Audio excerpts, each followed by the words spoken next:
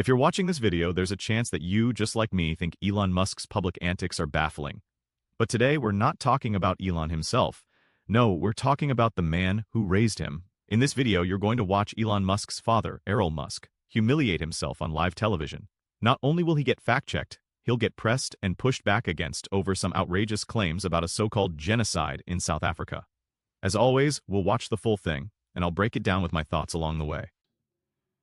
The South African-born billionaire Elon Musk was watching behind the couch in the Oval Office, and we can speak now to his South African father, Errol, who joins us. Good morning to you.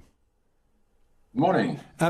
The way the meeting went in the Oval Office has been reported very widely as a sort of ambush of Ramaphosa. Do you think it was?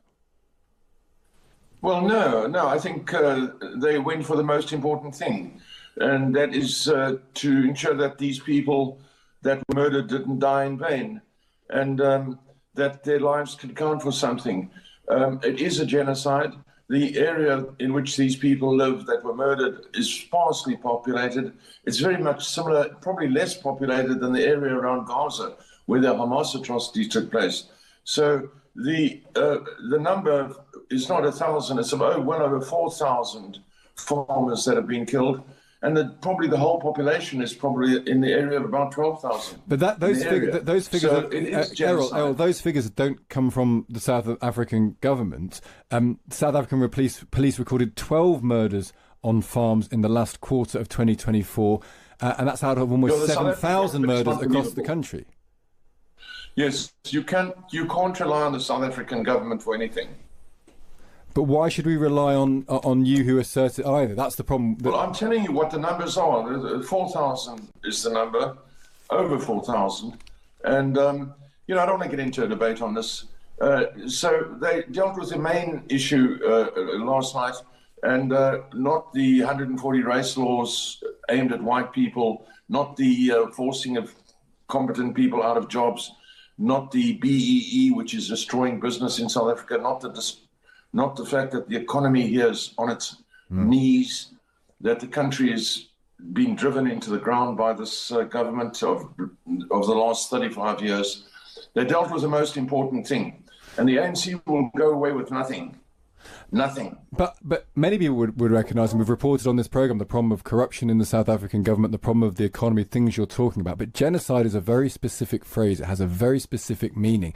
It doesn't strike me that any of the South Africa's political parties, including the Afrikaners and the white community in general, they don't say there's a genocide in South Africa. None of the figures that are produced by people in the country support the notion of genocide. You can talk about inequality, you can talk about individual cases and murders, and people understand that. But genocide is a very specific thing that doesn't seem to be supported by evidence, Errol.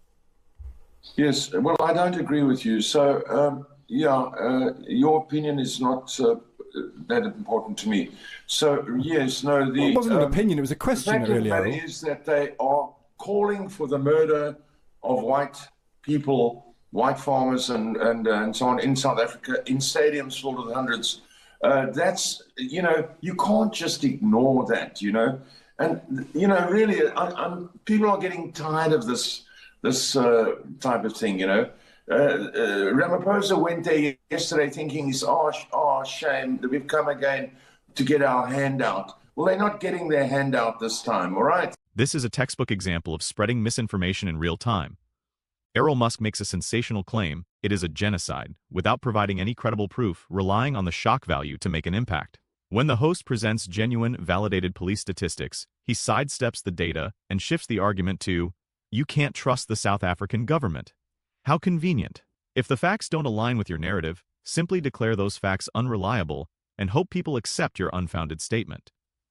It's a classic political tactic, but it falls apart when examined closely. Okay. Is that the bigger point, though, that I think everyone would agree with, is South Africa's huge violence problem? I can't hear a word you say. Errol, can you hear me now? Yes, if you speak up, I can hear you. Okay, I'll speak up for you. The bigger point, which everyone will agree on, is the problem of violence in South Africa. And I know you've experienced it yourself, Errol. You killed intruders who entered your property back in 1998, so you understand the issue of violence. Yes. I was on a farm, and I had my 6-year-old daughter with me, and about 8 of them came in. They opened up on me, and my daughter fired 52 rounds at us. I don't know what they were shooting at, but they didn't hit us. I fired 2 rounds and I dispatched 3 of them to the next world. And how do you feel about that now when you reflect on it? How do I feel about it? Yeah. Well, I'm not proud of it. I mean, obviously, nobody wants to do that. On the other hand, if they'd succeeded, I was told by the police my child would have been most likely eaten for muti, So I'm glad, that we were able to survive that, Elon Musk was there, and we can have a debate about the facts and figures, but Elon Musk was there. You have an influence on Elon Musk. Elon Musk clearly has an influence on Donald Trump's thinking when it comes to South Africa. Is that fair? Do you think that Donald Trump has been influenced by Elon when it comes to his thoughts on South Africa? Donald Trump is not stupid. He's a very clever man.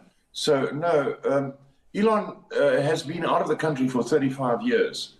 So his last visit here was, over 5 years ago. So he's more an American now than a South African. But obviously he's aware of the circumstances here through his friends and so on that might still be here. And, everybody in the country is aware of it. It can't be just pushed under the rug. The corruption and stealing and incredibly incompetent government of the ANC has got to end. It's got to end. It's got to end. Otherwise, there's no future here. There's no future in this country. Something's got to happen. And Donald Trump feels he has a role to play, and that he was very clear on that. Observe how swiftly the storyline changes when the conversation reaches a sensitive area. Rather than sticking to the allegations of genocide, Errol shifts to sharing personal stories and airing political complaints. This is an intentional maneuver, portray an intense personal experience and then transition to larger political agendas. The issue is that personal suffering doesn't automatically substantiate a vast political assertion, particularly one as grave as genocide. It's a strategy meant to evoke emotion and deter scrutiny rather than encourage a thorough fact-checking process. It does look like Elon's time in government is coming to an end. He's going back to a pretty damaged Tesla. Tesla needs him, and he wants to go and deal with his own business. Yes. Do you think Elon was contracted to assist with cleaning up the fraud and stealing in the American government, which he's done. And he now has a team that are all federal employees that will continue with the work. His tenure as a, sort of temporary employee is over. And, he'll get back. There's nothing to be alarmed about with all the businesses that he's doing. Tesla's share price is about 140% higher right now than it was this time last year. Every third car in America, I've just come back from America, every third car is a Tesla. So we don't really have a problem. He's fine. Was government too tough for him, I wonder? The Atlantic is a report of the Treasury Secretary, Scott Bessent, shouting, F you, F you, F you. There's a feeling that he banged heads with the political classes of America. Is that true, do you reckon? What? Do you feel he banged heads with the political classes of America, Errol? There's a report that Scott Bessent, who's the Treasury Secretary, was shouting F you at Elon Musk. Do you think that the problem was the political classes met and argued with Elon Musk? I haven't heard of that, so I don't know. I can't imagine that. I don't know. I never heard of that. Okay, but do you think, generally speaking, the political classes and he didn't necessarily get on?